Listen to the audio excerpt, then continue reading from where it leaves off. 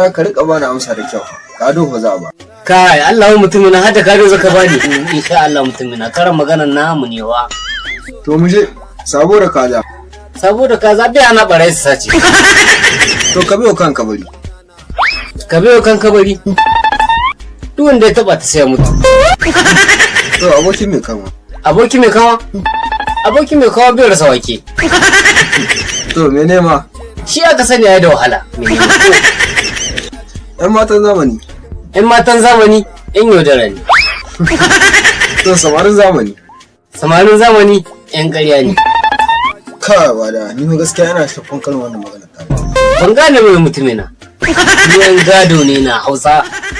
Yigon miji. Okay, to shikenan. Mu je mu.